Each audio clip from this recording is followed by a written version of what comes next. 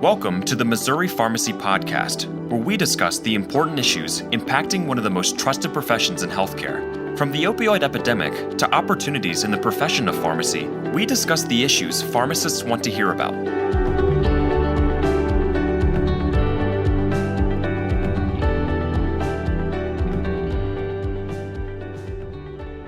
The Pharmacy Leadership Retreat has been going on for a number of years, even prior to when I started. But gosh, I want to say 5 or 6 years, which has been fantastic.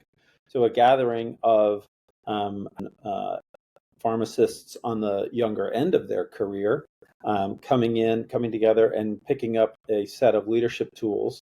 So I've had the privilege of coming in as a leadership development trainer, consultant, and working with them to share some very basic practical leadership tools that are really good for anybody to have in their toolkit. And in this case, focusing on things like leading change, the things that are going to help them understand their personalities and their strengths.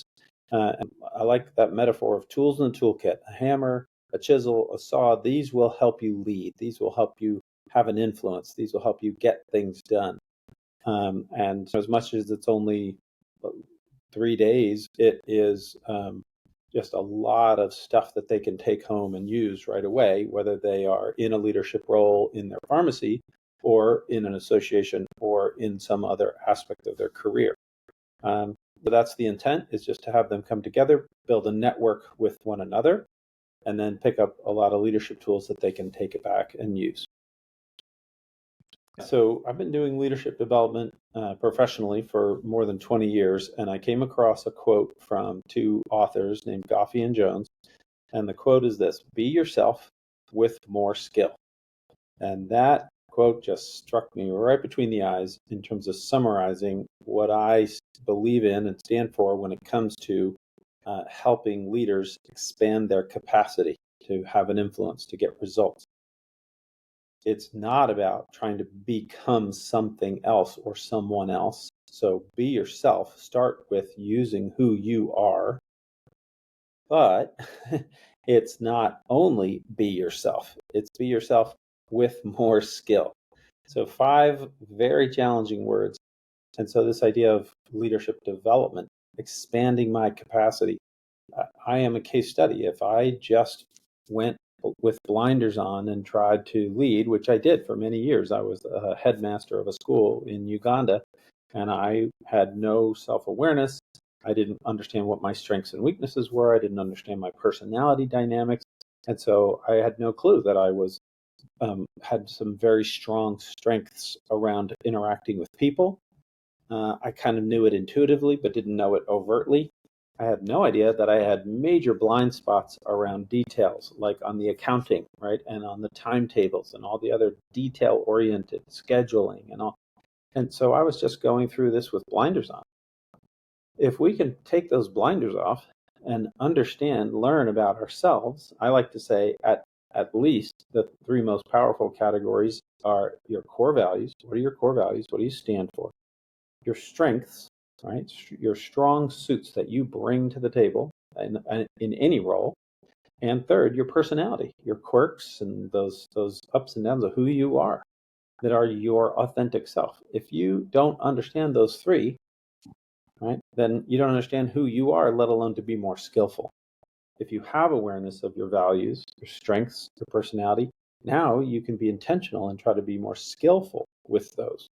So in terms of seeing results and impact from this retreat, again, an annual event, but 3 days with a new group each time, there's the immediate outcome, which is, these individuals who regularly will speak to what they're taking away from the 3 days, taken away from the training, regularly speaking to how one of the modules that we cover, or more than one, is immediately applicable to something that they're working on very currently, whether it's political savvy and they're already involved in something, or leading people and they have some challenges in the workplace with people, or whatever it might be. So there's the immediate application opportunity and feeling encouraged and strengthened. That in and of itself is an immediate impact.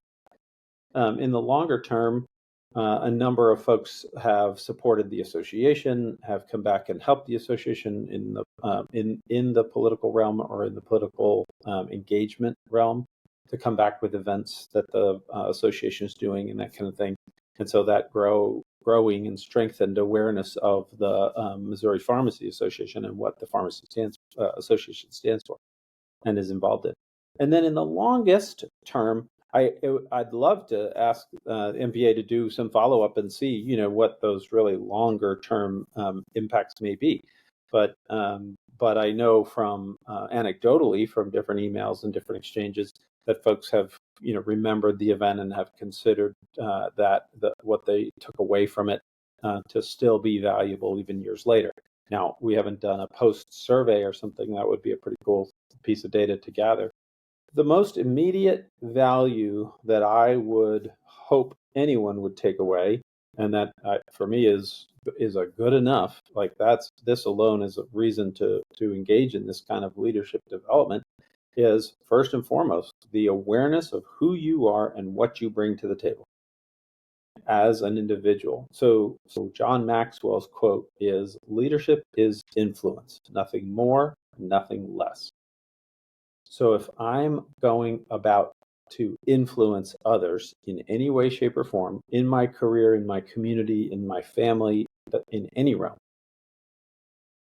the most valuable tool I have at my disposal is, funny enough, me, right? Yourself. It starts with you. If you don't understand yourself and how you operate, I mean, that's like buying a chainsaw and never taking out of the package, and you're hammering something with it instead of using the chainsaw. You have values, you have strengths, you have a personality, whether you know it or not. The question is, are you using your strengths? Are you living in alignment with your core values? Are you capitalizing on your personality and all that means? If you're not, then chances are you're operating at a fraction of your capacity.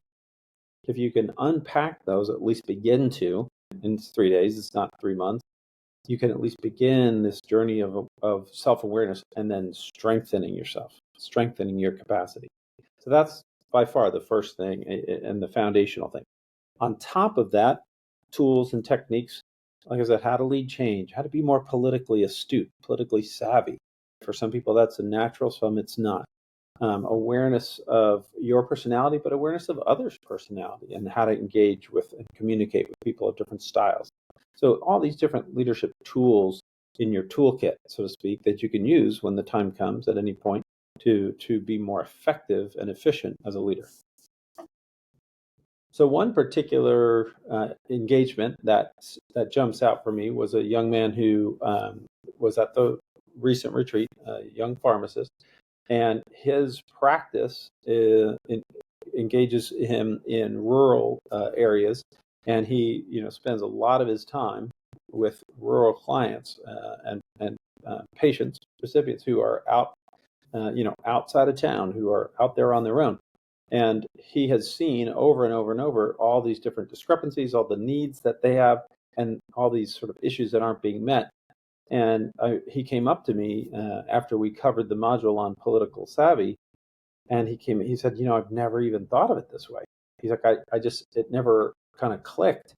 He's like, I just, get frustrated and I don't really know what to do, and I might vent to somebody. He said, I never really thought about developing a specific step-by-step strategy of who should I reach out to? Who else can I reach out to? How can I could reach out to the MPA and ask them for their engagement in this issue. And realizing that, of course, probably others are facing this same thing in other parts of the state. And so the difference between frustration and banging my head against the wall versus having a strategy to intentionally chip away at one point, right, to try to make progress in one specific area. The difference between, one is a recipe for frustration. The other is, doesn't mean it's going to succeed, but the odds of success are far higher than just randomly banging my head against the wall. And so he's now chipping away politically, right, to write to his local representative, to write to his state senator, to write to and engage with the MPA and the Missouri Pharmacy Association to say, hey, how is this an issue elsewhere? How could we be involved?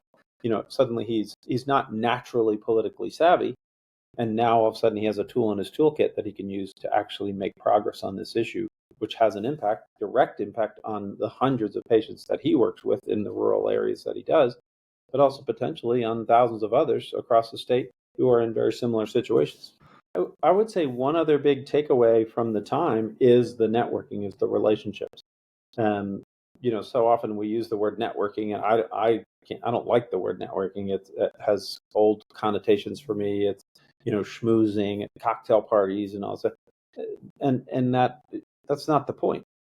The point of building relationships is, number one, the enjoyment of it. Number two, these are colleagues in a similar field who share similar concerns, and so to be able to support one another as colleagues, as professionals in this same career field, to be able to say, hey, what's going on in your arena that I should be aware of, vice versa, to be able to say, hey, Travis, if you need something, call me. Now that we've had this interaction, I know who you are. I have some sense of what you stand for. Call me, and vice versa. If there's something I need, I can call you. I can contact you. Like, we can support each other, right, to influence and have an impact across our career field.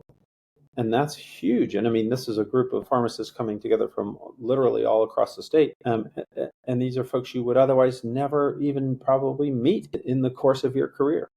And so it's a really powerful opportunity and a metaphor or an analog for the importance of building connections and relationships in your career field, across your organization, in your area of expertise with other experts, to support each other and to offer that support.